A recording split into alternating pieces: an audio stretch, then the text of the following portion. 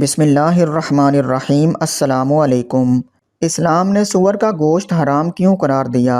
سلطان صلاح الدین ایوبی رحمۃ اللہ علیہ کے زمانے میں ایک یہودی عورت تھی جو اسلام پر ریسرچ کر رہی تھی۔ اس نے اسلام کے بارے میں بہت کچھ سیکھا، بہت کچھ پڑھا۔ ایک سوال جس کا جواب اسے کسی سے نہ ملا وہ یہ تھا کہ آخر خنزیر کے گوشت میں ایسی کیا برائی ہے جس کی وجہ سے خنزیر کا گوشت کھانا اسلام میں حرام قرار دیا گیا ہے۔ صرف یہی ایک بات تھی جو اس کو اسلام قبول کرنے سے روک رہی تھی۔ اپنے اس سوال کا جواب حاصل کرنے کے لیے وہ سلطان صلاح الدین ایوبی کے دربار میں پہنچ گئی اور عرض کیا، سلطان معظم، میں نے اسلام کے بارے میں بہت کچھ پڑھا ہے اور بہت کچھ سیکھا ہے، حتیٰ کہ میں اس جگہ پر آ کھڑی ہوئی ہوں کہ اسلام قبول کر لوں، لیکن ایک بات ہے جو مجھے اسلام قبول کرنے سے روک رہی ہے، اور وہ بات یہ ہے کہ اسلام خنزیر کا گوشت کھانے سے کیوں منع کرتا ہے۔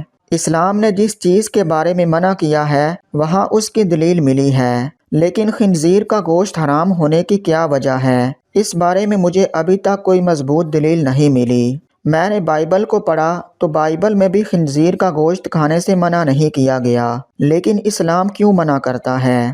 آخر اس گوشت میں ایسی کیا خرابی ہے کہ اسلام اس کو کھانے سے منع کرتا ہے؟ سلطان صلاح الدین ایوبی نے اپنے ایک مشیر کو حکم دیا کہ بائبل کی وہ کتاب میرے پاس لے آؤ جو اپنی اصلی حالت میں موجود ہے۔ جب بائبل کی کتاب پیش کی گئی تو سلطان نے وہ حوالہ تلاش کر کے اس یہودی عورت کو دکھایا جہاں لکھا ہوا تھا کہ خنزیر کا گوشت کھانا منع ہے۔ خاتون نے حیران ہو کر کہا، یہ کیا بات ہوئی؟ میرے پاس جو کتاب ہے اس میں تو لکھا ہے کہ خنزیر کا گوشت کھانا منع نہیں۔ یہ سن کر سلطان نے جواب دیا، مجھے ترس آتا ہے تمہارے ان لکھاریوں پر جنہوں نے اپنی عیاشیوں کے لیے اس پاک کتاب کو اپنے لفظوں سے تبدیل کر دیا ہے۔ تمہارے پاس جو بائبل ہے یہ اپنی اصلی حالت میں موجود نہیں۔ ابھی تو میں نے صرف اس کتاب سے ثابت کیا ہے کہ خنزیر کا گوشت کھانا منع ہے، اب میں اسے سائنسی لحاظ سے بھی ثابت کروں گا۔ پھر سلطان نے اس عورت سے کہا کہ کل صبح خنزیر کا گوشت پکا کر میرے دربار میں لے آنا۔ دوسرے دن اس عورت نے خنزیر کا پکا ہوا گوشت سلطان کی خدمت میں پیش کر دیا۔ سلطان نے اس کو کراہت سے دیکھتے ہوئے کہا کہ اب اس کی بوٹی کے 2 حصے کرو۔ خاتون نے جب چھری سے بوٹی کے 2 حصے کیے تو درمیان میں سے گوشت کچا تھا۔ سلطان نے اس خاتون سے کہا کہ کیا تم نے اس گوشت کو اچھی طرح پکایا نہیں؟ تو وہ کہنے لگی، نہیں سلطان معظم، میں نے تو اس کو بہت اچھی طرح سے پکایا ہے۔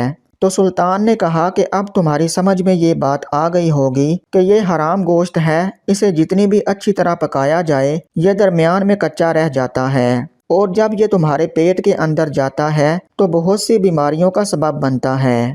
دوسری بات یہ کہ سور جس جگہ رہتا ہے یہ اپنے ارد گرد کی تمام گندگی حتیٰ کہ انسانوں کی گندگی کو بھی کھا جاتا ہے۔ اس کی خوراک بہت ہی غلیظ ہوتی ہے، اس حوالے سے وہ غلاظت اس کے گوشت میں بھی شامل ہو جاتی ہے جو بذات خود بیماریوں کا منبع ہے۔ تیسری بات کہ جب سور کی مادہ کسی دوسرے سور کے ساتھ جنسی تعلق قائم کرتی ہے تو یہ اسے دیکھ کر خوش ہوتا ہے اور فخر محسوس کرتا ہے، اور یہ بغیرتی کی خصلت اس کے گوشت میں بھی پائی جاتی ہے، اور اس کا گوشت کھانے والا بھی انہی صفات کا حامل ہوتا ہے کہ اپنی عورتوں کو دوسروں کے حوالے کر کے خوش ہوتا ہے اور فخر محسوس کرتا ہے۔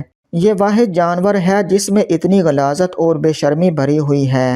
جب آپ ایسے جانور کا گوشت کھائیں گے جس کی بنیاد غلاظت سے بھری ہوئی ہے تو وہ آپ کو کیا فائدہ دے گا؟ یہ بات سن کر وہ یہودی عورت سلطان صلاح الدین ایوبی کے سامنے جھک گئی اور کہا کہ سلطان معظم، اب آپ ہی مجھے کلمہ پڑھائیں۔ چنانچہ سلطان صلاح الدین ایوبی رحمۃ اللہ علیہ نے اس عورت کو کلمہ پڑھایا اور سارا دربار اللہ اکبر کے بلند نعروں سے گونج اٹھا۔